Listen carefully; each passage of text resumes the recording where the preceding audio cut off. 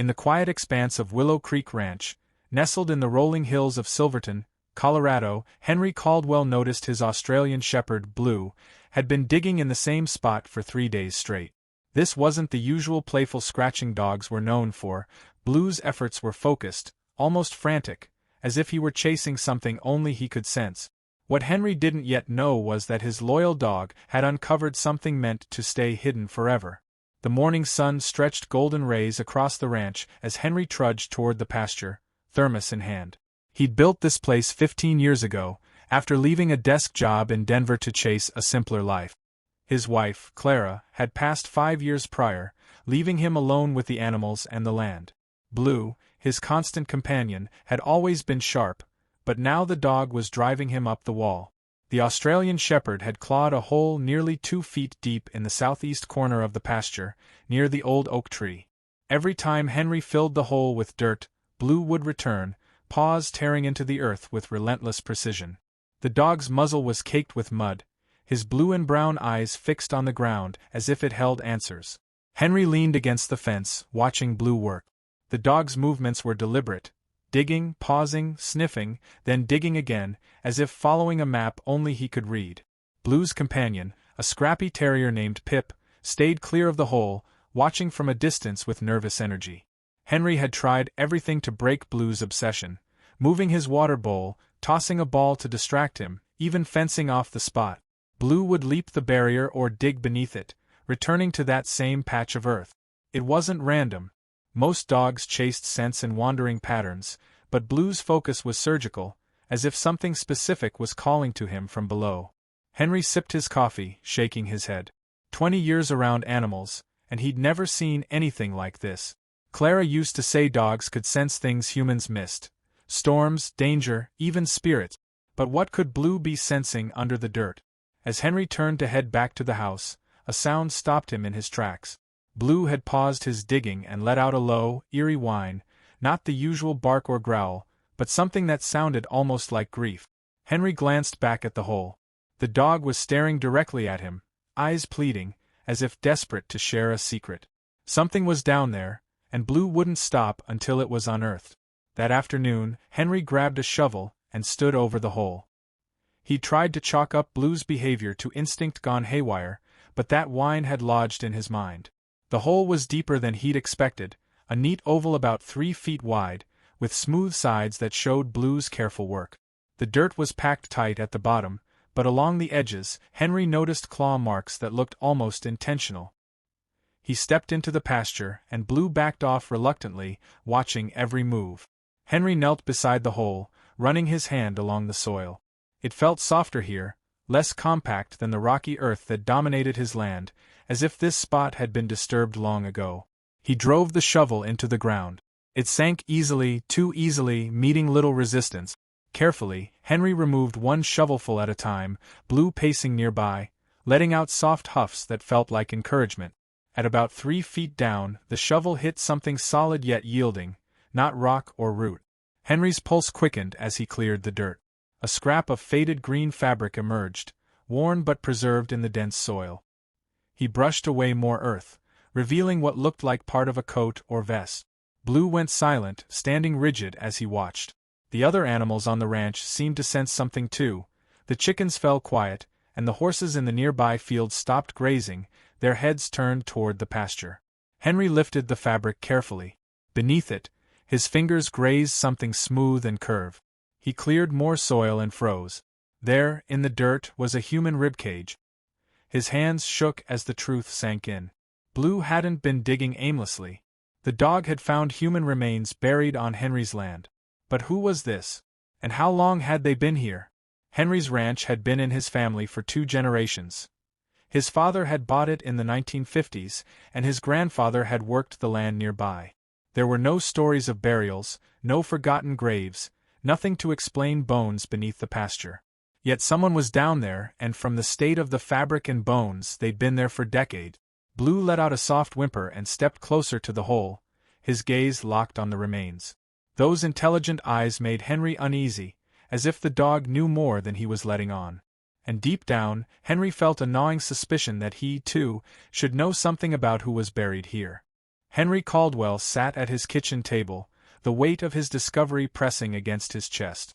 The human remains Blue had unearthed in the pasture changed everything. His hands still trembled as he poured a glass of bourbon, the amber liquid catching the dim light of the lamp. The ranch, nestled in Silverton, Colorado, had been his family's for 2 generations. His father, Amos Caldwell, had bought it in 1952, and his grandfather, Elias, had worked the land as a hired hand before that. No one had ever mentioned a body buried here, yet Blue's relentless digging had uncovered a truth Henry couldn't ignore. He pulled out a box of old family records, deeds, letters, faded photographs Clara had meticulously organized before her death. Somewhere in these brittle pages might be a clue about who was buried in the pasture. Blue lay at his feet, unusually still, his blue and brown eyes fixed on Henry as if urging him to keep searching. The dog hadn't returned to the hole since Henry uncovered the bones, but his presence felt like a quiet insistence that the job wasn't done. As Henry flipped through a photo album, a black and white image from 1953 stopped him cold. It showed his grandfather Elias standing in front of the old barn, alongside 3 other men. One of them, a wiry figure with sharp features and a green vest matching the fabric from the grave, stood out. There was a tension in the man's stance, his eyes avoiding the camera. On the back of the photo, scrawled in pencil, were names: Elias Caldwell, Amos Caldwell, Daniel Holt, Joseph Kane. Henry's breath caught. Daniel Holt. He'd never heard the name, but the green vest tied the man to the remains Blue had found. The intensity in Holt's face, even in the grainy photo, sent a chill through him. Who was this man, and why was he buried on Caldwell land? Henry returned to the pasture as dusk settled over the ranch, the sky bruising purple. Blue trotted beside him, pausing at the edge of the hole. The dog's demeanor had shifted, no longer frantic but watchful, as if standing guard. Henry resumed digging, careful not to disturb the bones. The skeleton was nearly complete, curled on its side in a way that suggested it hadn't been buried with care, but hidden in haste.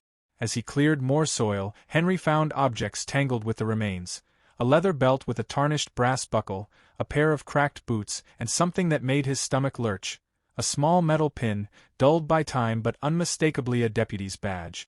Etched into it were the words Deputy Daniel Holt, San Juan County, 1953. The same year as the photograph. The same man whose green vest now lay tattered in the dirt. Henry sat back, the badge heavy in his hand. Blue let out a low whine, his gaze fixed on the pin as if he understood its significance. A deputy from 1953, buried in secret on his family's land. Deputies didn't just vanish and end up in unmarked graves. They were killed. And if Daniel Holt had been murdered here, someone in Henry's family, his father or grandfather, likely knew why. That night, Henry pored over every document he could find.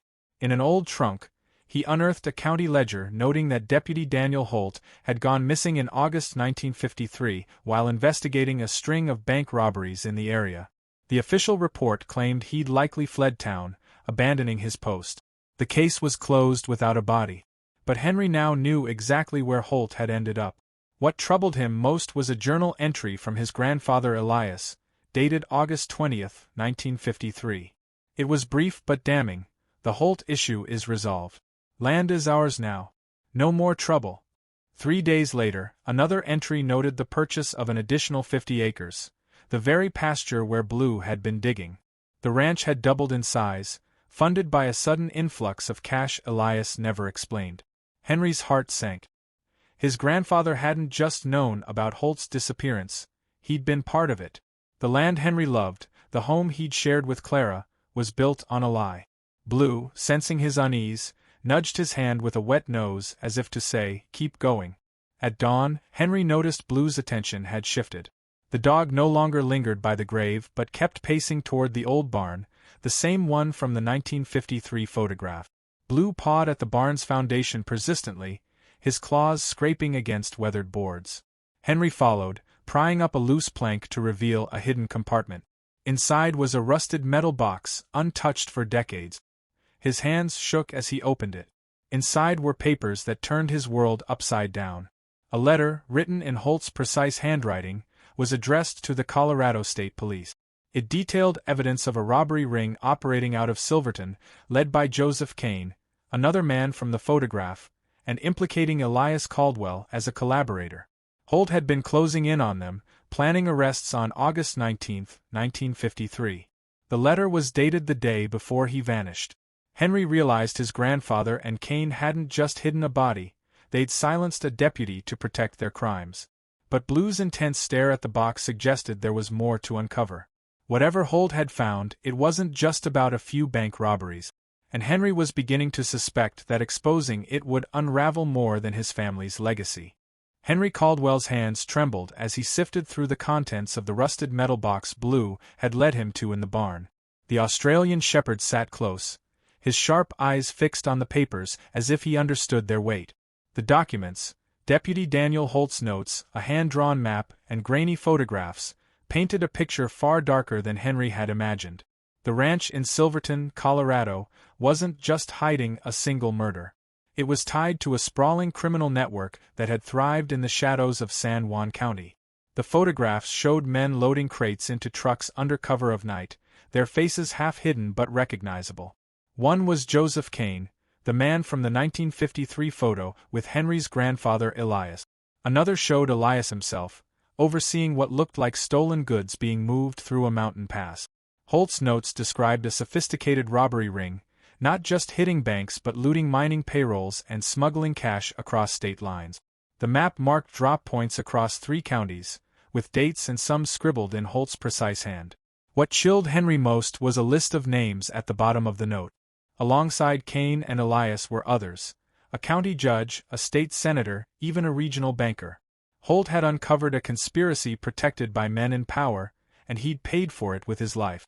Henry recognized some of the surnames, families still prominent in Silverton today, holding positions as council members, sheriffs, and business owners.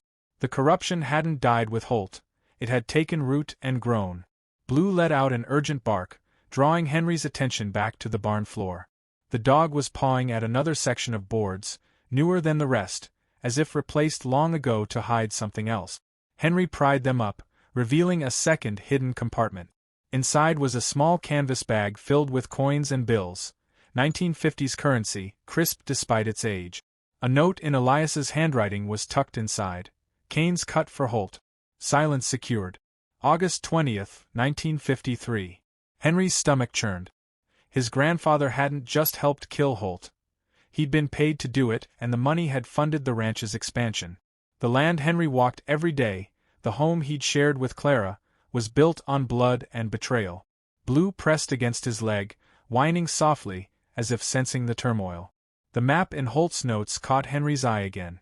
Red circles marked locations across the county, some labeled with initials and dates from 1953 to 1955. Henry knew these places, remote pastures, abandoned mine shafts, spots where locals had whispered about old bones found over the years, always dismissed as settler graves or lost prospectors. Holt hadn't been the only victim. The conspiracy had buried anyone who got too close. Henry spent the next morning photographing every document, coin, and the deputy's badge, preserving evidence that could upend Silverton's power structure. Blue stayed by his side, his usual energy replaced by a quiet vigilance, as if he sensed danger closing in. Henry drove to the county library to cross-reference names from Holt's list with local record. The librarian, Agnes Harper, an elderly woman with a sharp memory, grew pale when Henry showed her copies of the names. "Where did you get Stuart these?" she whispered, glancing around. "Old family history?" "Found them in some papers," Henry said cautiously. Agnes leaned closer, her voice low. "My father used to talk about a deputy who vanished in the 50s. Said he was onto something big. Bank robberies, payoffs, powerful people. Anyone who asked too many questions back then either left town or worse." She pulled a file from a locked drawer. "I've got records here, but you're poking at something dangerous. Those families on your list? Their kids and grandkids run this town now, sheriff, mayor, you name it." Henry felt the weight of Holt's badge in his pocket. This wasn't just about his grandfather's crime. Exposing it would threaten a network of influence that still controlled Silverton. As he drove home, he noticed a dark SUV trailing him at a distance. It turned off before his ranch road, but he caught a glimpse of a man in a sheriff's uniform behind the wheel. Someone was watching. That evening, as Henry sat on his porch reviewing the evidence, Headlights pierced the darkness. 2 trucks pulled into his yard and 3 men stepped out. Leading them was Sheriff Nathan Kane, grandson of Joseph Kane, his hand resting on his holster. Blue growled low, positioning himself between Henry and the men, his hackles raised. "Evening, Henry," Kane said, his tone deceptively calm. "Heard you've been digging into old stories. Found something you shouldn't have." Henry's heart pounded, but Blue's fierce stance steadied him. "I found a deputy's grave," he said, gripping the badge in his pocket. "Daniel Holt. Murdered in 1953. And I've got proof your grandfather and mine were involved." Kane's eyes narrowed. "You're making a mistake, Caldwell. That's history. Let it lie." Blue's growl grew louder, his body tense as if ready to lunge. Henry knew he was out of time. But what Kane didn't know was that Henry had already mailed copies of Holt's evidence to state investigators and a Denver newspaper, far beyond Silverton's reach. "Too late," Henry said, standing tall. "The truth's already out."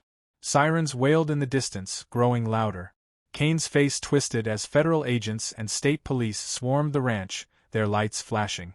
Henry had made the calls that morning, ensuring the evidence was safe. Sheriff Kane and his men were surrounded before they could act.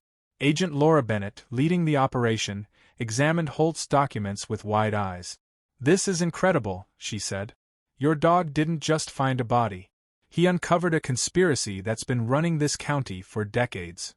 Blue stood by Henry, his gaze locked on Kane as the sheriff was cuffed. For the first time in days, the dog seemed at ease, his mission complete. Henry Caldwell stood in the glow of flashing police lights as federal agents led Sheriff Nathan Kane and his men away in handcuffs. The night air in Silverton, Colorado, was thick with tension, but Blue, the Australian shepherd who had started it all, sat calmly at Henry's side. The dog's intense vigil over the pasture had uncovered not just Deputy Daniel Holt's remains, but a conspiracy that had poisoned the county for decades. Henry clutched Holt's badge, its tarnished surface a reminder of the deputy's sacrifice and the truth Blue had refused to let stay buried. Agent Laura Bennett approached, holding the photographs and documents Henry had provided. "This is bigger than we expected," she said, her voice sharp with urgency. "Holt's evidence points to at least 5 other burial sites across San Juan, La Plata, and Montezuma counties. If his map is accurate, we're looking at a string of murders tied to this robbery ring." Henry nodded, glancing at Blue, who seemed to understand the weight of the moment. The map from Holt's hidden box marked locations with red circles, each accompanied by initials and dates from 1953 to 1955. Henry had heard rumors over the years, bones found in remote canyons or old mine shafts, always dismissed as relics of the frontier era. Now he knew better. Those were the graves of others who had threatened the conspiracy, silenced just like Holt. The investigation exploded over the following weeks, making headlines across Colorado. Federal agents, guided by Holt's map, uncovered 4 more sets of remains exactly where the deputy had marked. DNA testing identified 2 victims: a journalist who had vanished in 1954 while investigating bank heists, and a state auditor who had questioned suspicious land deals in 1955. The other 2 sets of bones were too degraded for identification, but their locations matched Holt's notes perfectly. Blue became an unlikely hero. His story splashed across newspapers and TV screens as the dog who solved a 70-year-old murder. Visitors flocked to Willow Creek Ranch to see him, snapping photos as he trotted through the pasture, his blue and brown eyes gleaming with quiet pride. Henry, though, felt the weight of his family's past. His grandfather Elias Caldwell and Joseph Kane had built their wealth on murder and theft, and the ranch Henry loved was tainted by their crimes. The librarian, Agnes Harper, became a key witness, sharing decades of her own research into Silverton's shadowy history. "They thought they'd buried the truth for good," she told investigators. But Blue had other plans. Her testimony connected the dots between Holt's evidence and the modern-day descendants of the conspirators, families like the Kanes, who still held sway as sheriffs, mayors, and business tycoons. The trials stretched over 18 months, gripping the region. Sheriff Nathan Kane, Mayor Evelyn Porter, and 9 other officials were arrested, their family names tied to the original robbery ring. Holt's documents exposed a network that had laundered stolen money through land purchases and businesses, evolving into a political machine that controlled Silverton for generations. Seized assets, millions in property and wealth, were traced back to the 1950s crimes, and much of it was redistributed to victims' families or used to fund cold case units across the state. Henry faced a wrenching decision about the ranch. The 50 acres his grandfather had bought with blood money in 1953 felt like a stain on his family's legacy.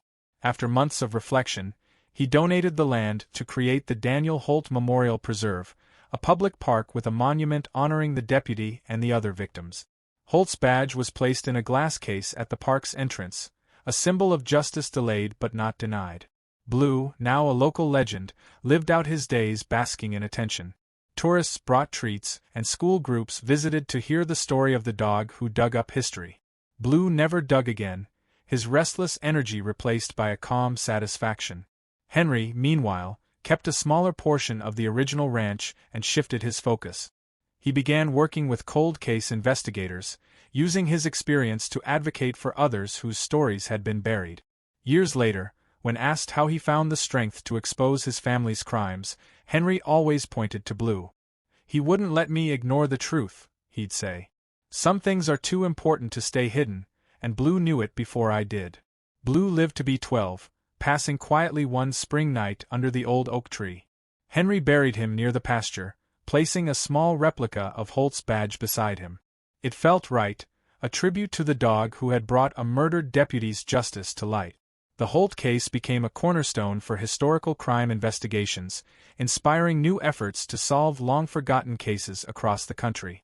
Sometimes, justice takes decades to surface, but it arrives all the same, especially when a determined Australian shepherd refuses to stop digging for the truth.